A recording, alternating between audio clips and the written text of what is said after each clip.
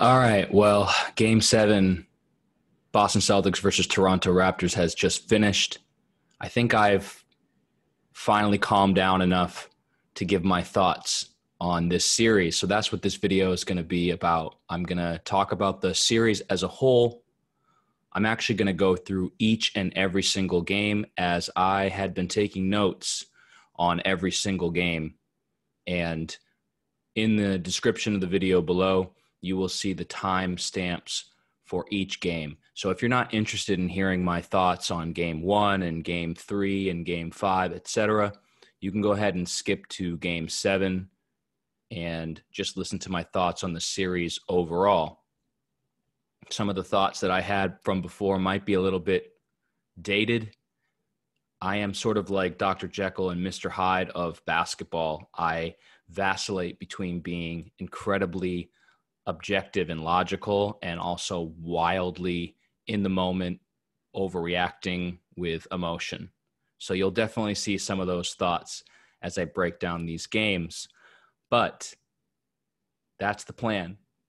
Thoughts for each game in the series, and then an overarching explanation of the series as a whole, and then just a snippet of what's next for the Boston Celtics. So let's get started. Game one. Game one was beautiful. This was probably the easiest game in the series. We absolutely crushed the Raptors. Rob Williams finally started getting some minutes and just looked fantastic. Marcus Smart was absolutely terrific. It's really incredible how good this guy has gotten, and I really wanted to just take a moment to talk about it. At least that's what my notes say. So let's talk about it. Let's talk about a guy who, when he first came into the league, was on a pace to be the worst shooter in the history of basketball. And that is not an exaggeration by any stretch of the imagination. He was taking more threes and shooting them at a worse percentage than any player in the history of basketball. And it was like that for years. I used to have this incredible love-hate relationship with Marcus Smart because he would make these incredible defensive plays, these smart plays, these hustle plays, these Tommy point plays that would win you the game. And then he would come down the other end and jack up a three at the beginning of the shot clock without even passing the ball once. And this is back when he was shooting around 30% from three. And you would just think, why? But for years, he kept saying the same line, that he had to take those shots. And the coach kept saying the same lines. He has to take those shots. And I never agreed with it, vociferously disagreed with it. But it's proven to work out in the end, because if he hadn't taken all those shots, all those hundreds of horribly ill-advised, painful to watch shots, building houses out of brick, paving the brick road in The Wizard of Oz with all of his missed threes, he wouldn't be the player that he is now, where he has actually become a very good three-point shooter, not elite, but above average. And he only got that way from hundreds and hundreds of reps. So, I mean, that's just one aspect of his game that's improved. His passing and playmaking has obviously improved. And his fiery spirit, which at times got him in trouble earlier in his career, like one game where we lost. I can't remember exactly what the game was, but he went out and like punched a glass case and shattered his hand all up because he was so angry after the game. These are the kind of things that Marcus Smart used to do, and you just don't see him doing those things anymore. It's like he's been able to channel all that passion and fire that he has wholly for the force of good. He's almost like the opposite of Anakin Skywalker. He's literally channeled all of his darkness into the good side of the force. So just nothing but love and admiration for the player that Marcus Smart has become. And I'm sure I'll touch on that in some of these other games as well as I read through these notes. The bubble, is clearly hurting teams like the Bucks and the Raptors, who played all year to get home court. And this is not home court. In fact, now that this series is over, nobody won a home game. Literally, all the away games were the games that the teams won, for whatever that means. We've talked about it. The Raptors just don't have guys that create buckets in the half court. They don't have an alpha dog, and it's hurting them. Obviously, coming into this series, Siakam was supposed to be that alpha dog, and I'll have some thoughts to share about him later on. But that's the Game 1 notes. Game 1 was a nice, easy breezy game. It's always lovely when you can watch a playoff game with no anxiety, which is not what I'm going through now. I'm literally still sweating from Game 7. So let's move on to Game 2. My thoughts on Game 2. Tatum had a quiet 34 points. I've been harping on this all along. Tatum is a superstar. That's what superstars do. Quiet 34 points. Again, with the Robert Williams, he's finally here. This was the series that, and the game as well, that showed that Brad finally trusts him. He's not perfect. He still makes some defensive mistakes with his positioning, but he's more good than bad. He's finally crested that hill where he offers more positive than negative, and that's why Brad's playing him, and that's why he's playing so damn well. I love it. I've been a huge fan of Robert Williams, Time Lord, as I like to call him, ever since we drafted him, but I was really starting to worry that he was never going to be the player that I was hoping he could be. And I think that this playoff series is finally showing the potential of Robert Williams as a rim runner, as a shot blocker, as a guy who can surprise you with the passes and the vision that he has. Just love what I'm seeing from him in Game 2. For most of this game, Kemba was awful and Brown was off, yet we still won. The Kemba being bad is going to be a theme throughout this podcast. But this was the first game. This was the first game of 3 where Kemba just laid a huge egg. Brown was pretty bad in this one as well, and yet we still found a way to win. That was massive. This was also the game where Smart hit 5 3-pointers in the fourth quarter, which was just insane. It came in like a minute or 2 span, and he was just raining threes. That tied him for the second most threes in a fourth quarter in the playoffs ever. This man is an all-time irrational confidence player. He owns major real estate on Waiters Island. And as I said before with the Game 1 Marcus Smart chat, it used to drive me crazy. But now I'm so thankful. I think whenever you see your friends pull some crazy shit out of nowhere, you should say, okay, Marcus. That's my new phrase I'm trying to greenlight. I know everybody is bagging on Pascal Siakam, but people always say you need to have a guy that you can see as the best player on a championship team, a Dirk, a LeBron James, a Curry, etc. I can see Tatum being that guy, and I can't see Siakam being that guy. To me, Siakam is more comparable to Jalen's level of talent, in my opinion. He's an all-star caliber player, but he's not a superstar, and he's not a first option. This is what I was saying in Game 2. It's only going to get worse from here. Winning 2 games where we didn't necessarily play great does not bode well for the Raptors. Well, turns out that I might have said that prematurely. And I love the coaching battle. I think they're both awesome. So this is Game 2. This is before I started to hate Nick Nurse's face, before I started to really get annoyed with his crybaby suckling at the ref's teats every 5 seconds, that awful 6th grade music teacher goatee he has. I was still pro Nick Nurse in Game 2. That's going to go down as we go through these games. Let's move on to Game 3. Obviously, at this point, the Celtics are up 2-0. There's a lot of crazy Celtics fans saying, sweep, sweep. And I was like, whoa, pump the brakes. I predicted this series was going to go 7 before, and even after we went up 2-0, I was still thinking it was going to go 7. I was hoping that I would be wrong, but I was still thinking I would not be surprised at all if it went 7. So in game 3, Toronto was running. Clearly, they were aware that their half-court offense was having major issues, and they really had an impetus on fast break and transition basketball, which is really their identity, especially in the regular season. And they were making it work for them early in this game. This was the first game where Lowry was amazing. He played 47 out of 48 minutes, which is incredible, but also might come back to haunt them later on in the series. I hate Kyle Lowry because he cries about calls and he's a little bit dirty, but he's so good. He's like Marcus Smart 2.0. And I'll have more on that later.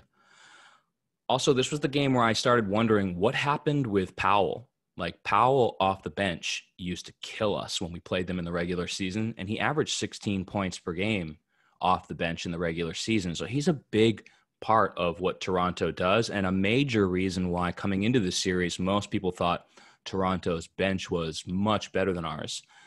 But he's been invisible in the series up to this point. Turnovers are still a problem. They were a problem throughout this series for Boston, but you really started to notice it here in game 3. Brown looked tentative in this game. He really hadn't had a good series at this point offensively, but defensively he had been amazing up to this point. Really just taking up real estate in Pascal Siakam's head. Siakam could not get anything against Brown, who was the defender on him the majority of the time. At this point, Toronto was bricking threes. They could not shoot the three. It was killing them. And then on to our Achilles heel, which was the third quarters. I don't think we ended up winning a third quarter in this entire series, and I started to notice that trend here in this game. We just came out of every halftime flat in combination with Toronto coming out really aggressive, and we lost every single third quarter. It was really brutal. And the zone, some of the zones that Nick Nurse was running was really giving us trouble in this game. There was a flagrant foul on Siakam for the Williams dunk, and I was upset about it. There's a lot of flagrant fouls in this series and in the playoffs in general, and it just – look, it's not a big deal, but the NBA is just really, really soft. Like, these are just normal fouls in the 80s when the game was rough and tough and physical, and now it's like you hit a guy at all, it's a flagrant foul. Kemba's defensive competitiveness in this game was outstanding. He took 2 charges. He made huge plays. He came up with a steal. He had a really, really good game. So this was one of his bounce-back games because in game 2, he was awful. Game 3, however, he was really, really, really good. Unreal shot to end the game. Drained all my emotion. Yeah, I mean, this was the game. If we would have lost this series, I think we would have come back to this game. I think this is what we would have looked at in hindsight. We would have said this is where it all turned around. The OG Anunoby 3, that play was just, it's just devastating. Because within the span of a minute, Kemba made this beautiful pass to Tice, who dunked the ball, and we took the lead with a half a second left, and you just have this rush of emotion, positive emotion, where you know you're going to win and you're feeling great. What a way to end the game. And then, of course, that half-second play that Toronto drew up. Our defense was discombobulated. It looked awful. It started with Tice being slow to rotate onto Gasol, which meant that Brown had to pinch in to cover Gasol. So then they both ended up guarding Gasol, and then nobody was on OG Anunoby in the corner. I mean, he was wide open for 3, which seems like, how is that possible when it's a 2-point game that you would leave somebody wide open for 3? Now, Toronto did say after the game that they drew up that play for, I think it was for Siakam and Lowry. And obviously we covered both of them. And so they got it to, for Siakam and Van Fleet. Those 2 guys weren't open, so they got it to OG. The pass that Lowry made was incredible. The shot that OG made was incredible. I was just crushed after this game. And this is when I started to worry a little bit that things might be turning against us, which will continue on into the next game. Also in that game, in game 3, Tatum had 15 points, which made me feel like it's very difficult for us to win games when Tatum doesn't play like a superstar. He is our superstar. I talked about it at the start of this podcast that to be an elite playoff team, you really do need to have that alpha dog, that superstar. That's what Siakam was supposed to be for Toronto. Clearly he's not. That's what Tatum is for us. And when he doesn't play like that, it really is difficult for us to get the W. So moving on to game 4, at the start of this game, Lowry got 6 free throws in 2 minutes, which really worried me. And they're making all their threes. I had a bad feeling straight away in this game, and it never went away. Brown looked, I don't know if I've ever seen him look so bad. He missed his first 9 3-pointers, which is crazy. I mean, I love the fact that he kept jacking him up because you've got to have confidence, but holy crap, was he bad in this game. I was really upset at this time. I said, Brown lost 2 games for us.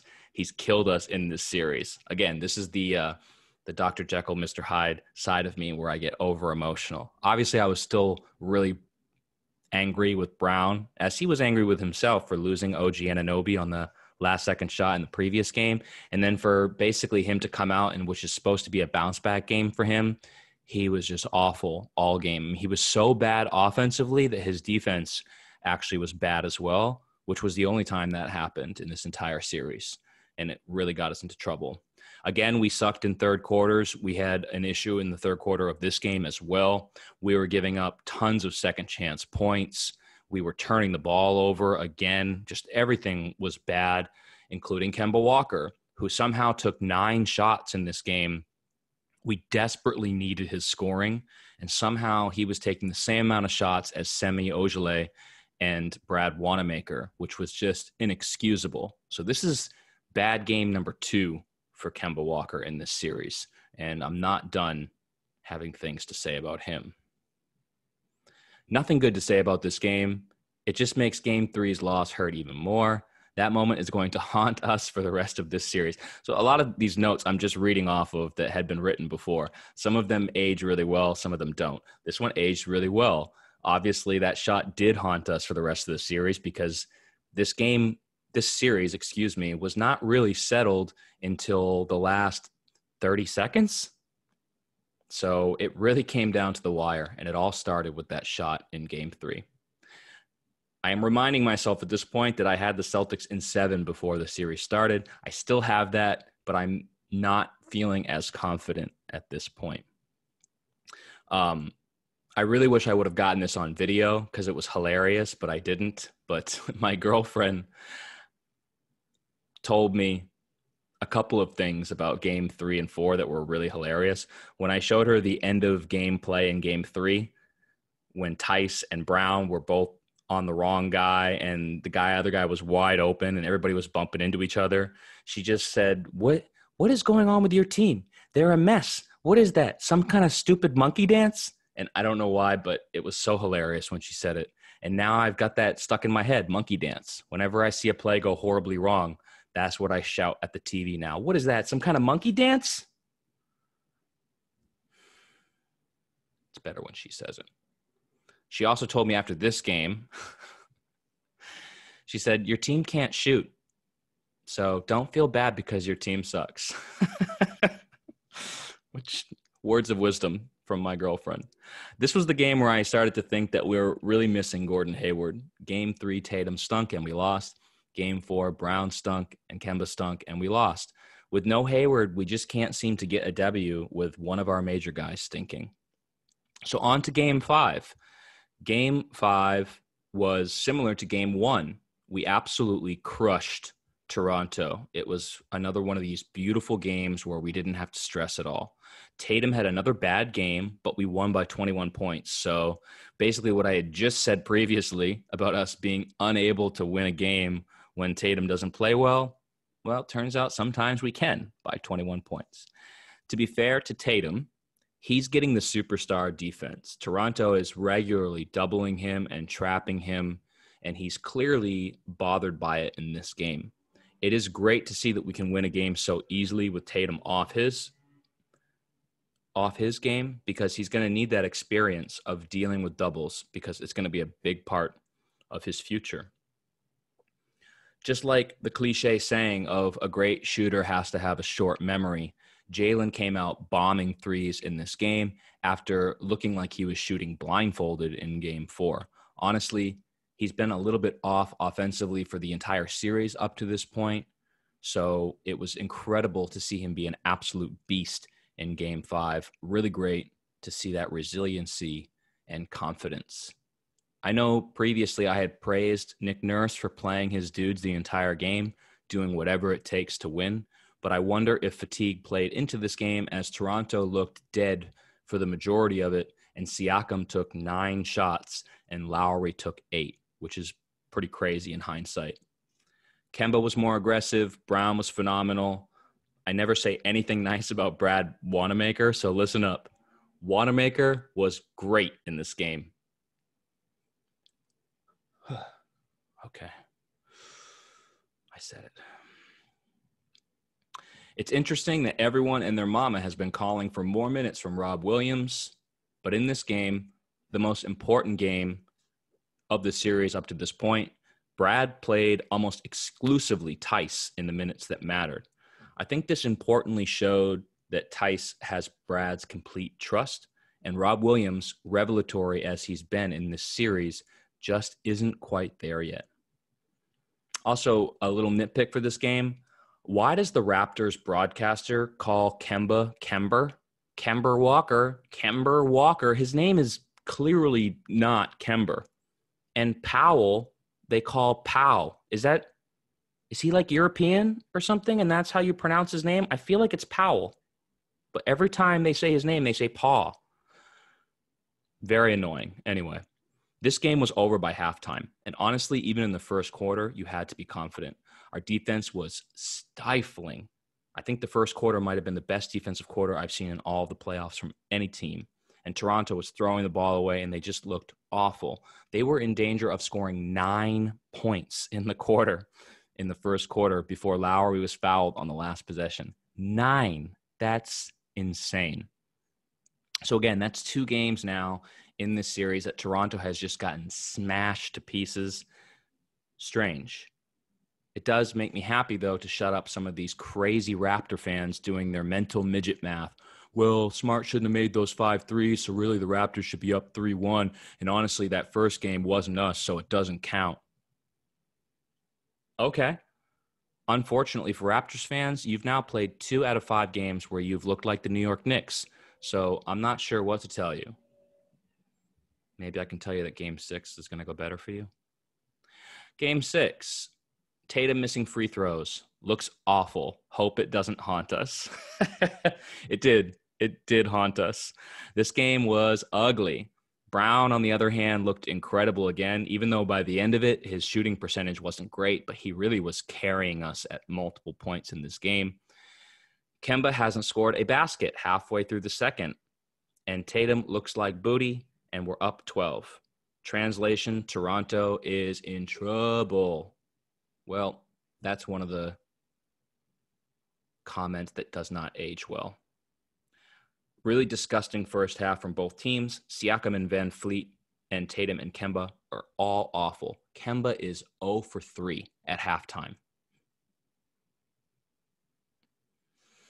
These third quarters are killing us. Toronto's energy was insane. They looked great. I honestly thought they were fouling the crap out of us, but it's up to the refs to call that.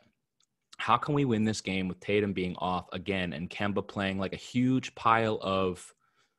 I'll let you figure out what I said there. Well, this was the craziest game I've ever seen. The refs were terrible. They let this become a football match. It didn't even look like basketball. 18 free throws for the Celtics in what was probably the most physical game of basketball I've ever seen. It is just embarrassing. I'm not one to usually blame the refs, but F you refs. This was 99% the refs clearly pushing for a game 7 for more TV revenue. It was embarrassing. And 1% Kemba looking like a G-leaguer. Shots fired. The missed call on Kemba's game winner alone was a horrible call that stole the game from us. Now, I know that whole paragraph sounds incredibly emotional, and it was, but the last 2-minute report that the NBA puts out literally came out and said that the refs missed 2 calls that basically would have won the Celtics that game.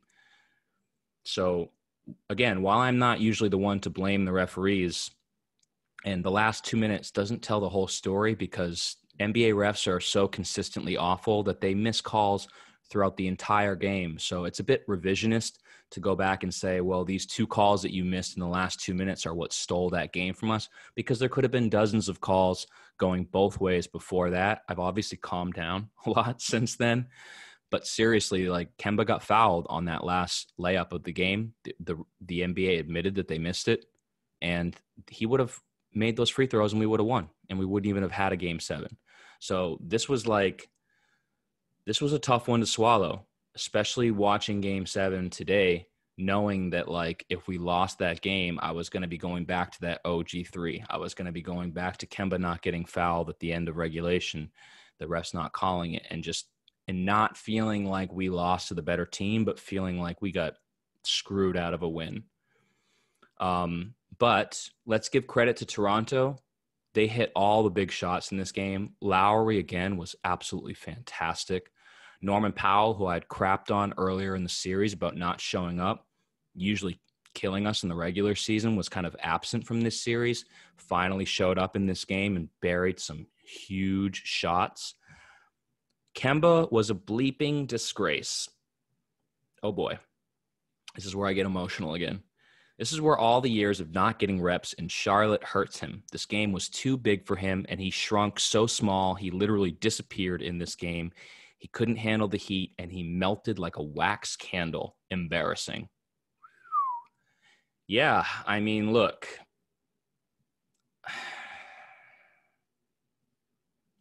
Kemba, I love him as a human being. He's smiling. He's happy. He's done so much for this team, his positive energy. But the fact remains, 3 games in this series, he was awful. And, like, really awful. Like, not even neutral, but, like, incredibly negative, hurting us defensively and offensively. And I'm sorry, you can't be a superstar. I'm not even sure if you can consider yourself a star if you perform at that level. It's a very similar situation to what Toronto was dealing with Siakam. The difference being that at least Kemba isn't supposed to be our first option. We know he's not our first option. So I guess our situation is slightly better. This is the game where I officially became tired of Nick Nurse. Sorry, but he's a whiny bitch, and this isn't biased at all. Brad has coached all these games like a professional. Meanwhile, Nick Nurse is harassing the refs like he's an addict, and they're working the corners. He was basically on the court when Tatum threw the ball away, which, whatever, Tatum was a turnover machine in this game, and it was a bad pass that Tatum never should have thrown away. But Nurse shouldn't have been basically on the court either. It's sneaky and it's unprofessional. Nurse is showing himself to be a classless lecher that will do whatever it takes to win.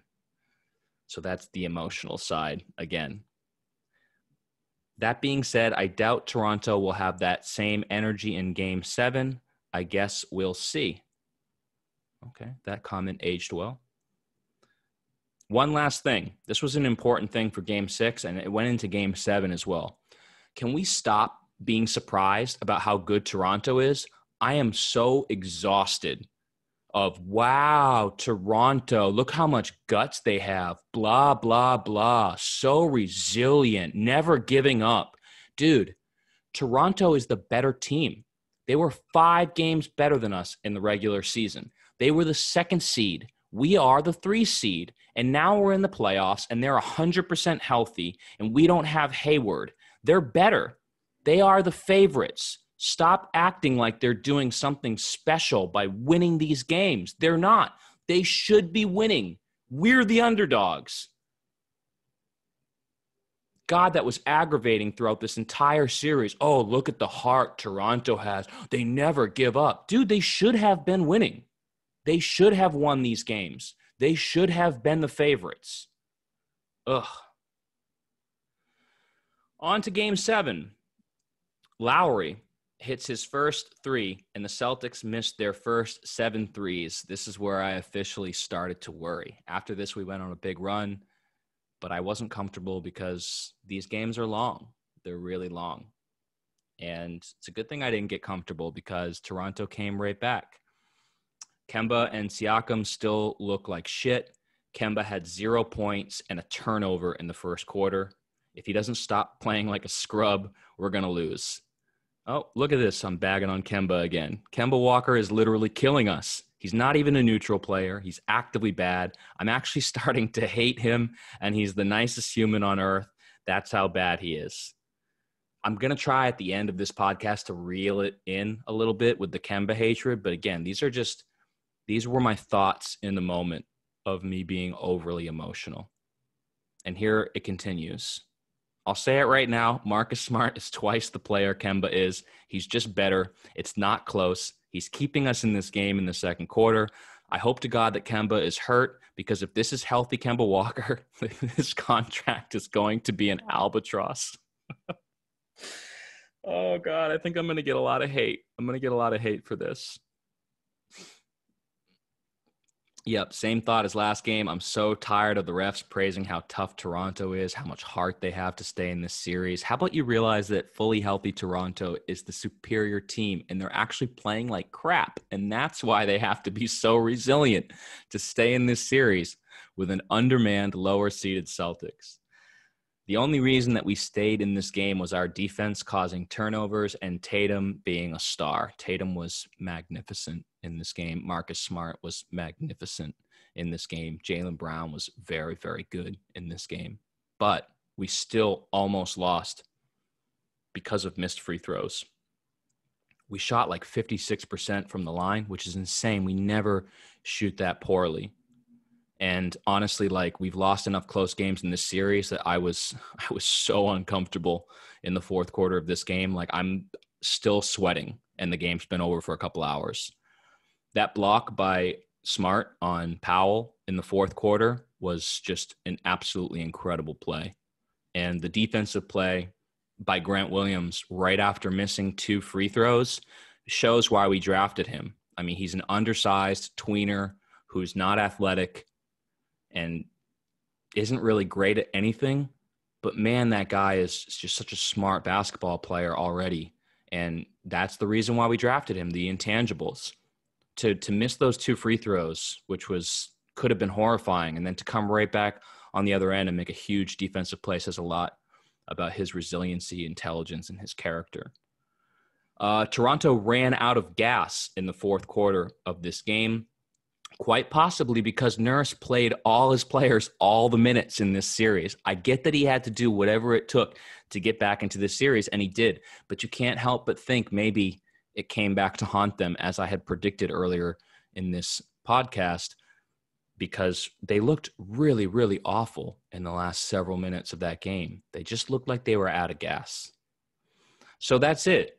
Celtics win, but God, it was hard. And there's this great video. Hopefully I can pull an image of it and put it on the screen. But right after we won, you could see Tatum like, yes, he was happy. He was exuberant. He was jubilant. But Jaylen Brown just grabbed the ball and just threw it and was just like, "Grr!" Like he was angry. It was like an angry win. And I identify with Jaylen Brown in this scenario. I felt the exact same way. We won, and I still wasn't like happy. I was like still angry that it was so close, that it was so stressful, that we had to work so hard to win when we were clearly the better team throughout this series. Toronto is just tough, man. I knew they were going to be tough, but they were even tougher than I thought they would be, especially considering like how bad Siakam was throughout the series. For them to go 7 games, to be in it up until like the last minute, just shows how tough they are. God, now I sound like the awful TNT broadcasters. Ugh, Stan Van Gundy. Ugh. So I just want to give Toronto a little bit more praise before I move on. Van Fleet and Lowry are just fantastic players. I am so impressed with both of these guys. I love them. I hate playing against Lowry because he's Marcus Smart. He's a better version of Marcus Smart. He's Marcus Smart 2.0. Just like everybody hates Marcus Smart and calls him out for being dirty and flopping all over the place like a dying fish, Lowry does the same thing. He does all the same things that Marcus Smart does, but he's just a better player. And I think that I have nothing but respect for that guy because his journey to being a star player was not easy. It was a long and hard road, and he's earned every inch of it. And he's a great player. And I have, now that the series is over, I have a lot of respect and admiration for Kyle Lowry. I think he's a really, really great player. And Van Vliet, I mean, I watched a YouTube video on Van Vliet years ago when he was a fringe bench guy. He was playing one-on-one from the triple threat position, mostly from the top of the key. And I remember just being shocked at how strong he was, how effective his footwork was, how he used his body to angle into finishes. And I remember thinking at that time, God, NBA players are incredible. Here's a guy who can hardly get off the bench, and he doesn't miss. Well, I think that video foreshadowed his future a little bit. Van Vliet is an all-star player. He is a fantastic player. And like, I just think I've been so impressed with those two guys in this series. They carried this Toronto team. OG is a nice young player as well, but let's get to Siakam.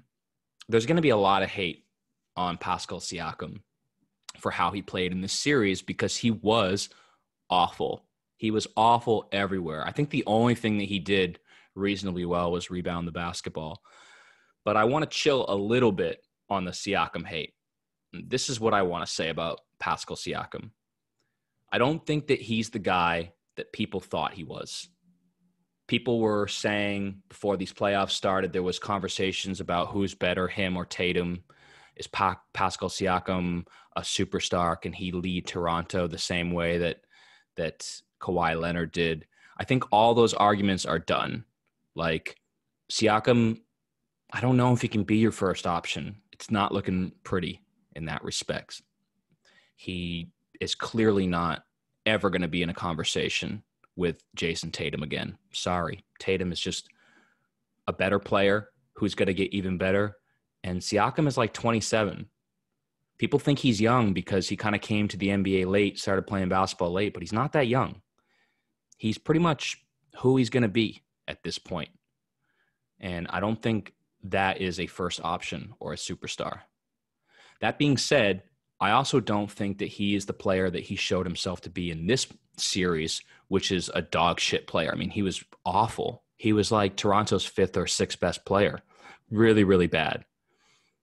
I think he can be a 20-point per game scorer pretty consistently for the rest of his career and rebounds the ball really well and plays defense pretty well as well. He's always going to have better numbers in the regular season because he's a transition player, and you just have way more transition opportunities in the regular season when the game doesn't slow down and teams don't ratchet up their defense like they do in the playoffs. But I don't think he's ever going to be that first option, that superstar. But he is still a fringe all-star level player, I think. So I guess my whole opinion on Siakam is like trying not to overreact to how bad he was in this series, but also the realization that he's not the player that a lot of people thought he was coming into the playoffs. So that's it about Toronto. Whew. Crazy series. So tough, so stressful. I feel like I've aged 10 years. We've gotten through Nick Nurse and his stupid goatee. Now we have to play against Eric Spoelstra and the Miami Heat.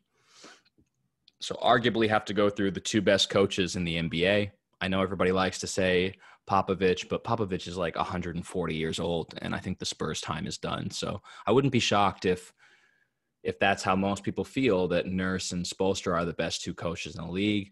No hate against Brad Stevens. I like Brad Stevens. I think he's a really, really good coach. I just don't think he's quite in that category. So looking towards the Miami series, Kemba Walker has to play better.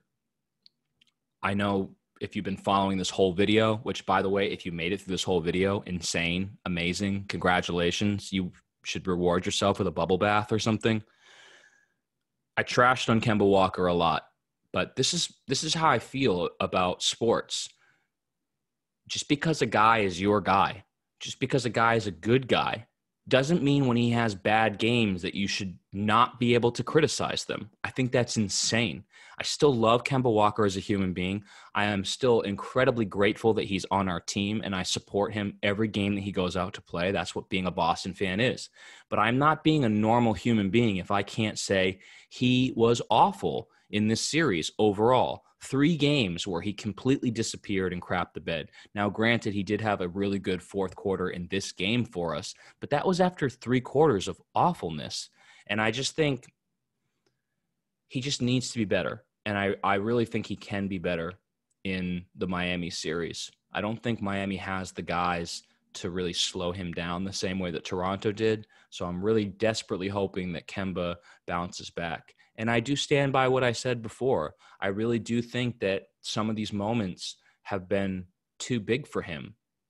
Even though Kemba Walker is a clutch player, and he was a clutch, but his last time being a clutch player was like at UConn, like a dozen years ago. So I think, this is his first real experience with what playoff basketball is in the NBA. And I think it's going to take him some time to adjust to it. And clearly he's still having games where he's struggling, dealing with the different looks and the different defensive pressure that you see in the playoffs. And again, I hope that he's better in the next series. We're going to need him to be better in the next series. I am very grateful we're playing Miami instead of Milwaukee, but I'm not taking Miami lightly at all. I think they always play us tough. I'm very afraid of their 3-point shooting, which is prolific. And Miami is playing really, really well. And I think they have the second best coach in the league, Liz Spoelstra. So, yeah, I'm still taking the Celtics to win the series, of course. But I'm saying 7 games again, Celtics in 7. I'm not getting overconfident. I think Miami is really, really tough. But that's my prediction, Celtics in 7. So, we've survived. I know I really should have just put a video out for every single one of these games, but I've been so busy with work and I just really didn't have the time or the energy to record a video for every game. So instead I just crapped it all out in one take here. I hope that's okay. I hope you enjoyed the NBA content. I really do like getting these videos out while the playoffs are going. Hopefully I'll be a little bit more productive, or on time at least, with the Miami series. If you made it this far, drop some comments below. Let me know what you think. If I had some hot takes that you absolutely hated, if you want to run a sword through my chest because I crapped on Kemba Walker, let me have it. That's what being a sports fan is about. It's about being passionate, about being emotional, and also getting into fights with people on the internet. So, yeah, hope you enjoyed it. And I'll see you soon with more thoughts once the Boston-Miami series gets kicked off.